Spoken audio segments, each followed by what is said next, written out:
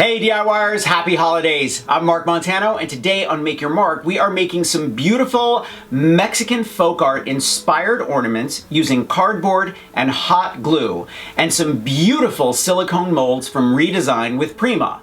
Now before I forget, I want you to thumbs up if you like this video, and leave me a comment if you have a question about this project, or you just want to say hello. Are you ready?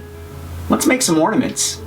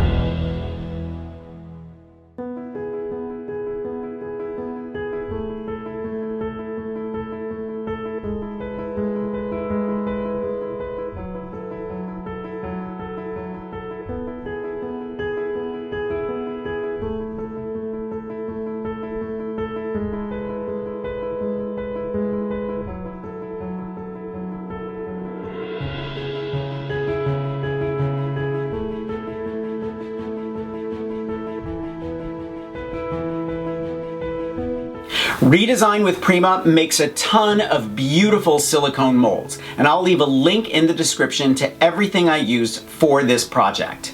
Thumbs up if you like this video, leave me a comment and I will get back to you. Subscribe to my channel if you haven't already. Grab a copy of the Big Ass Book of Crafts and I will see you next week. Bye.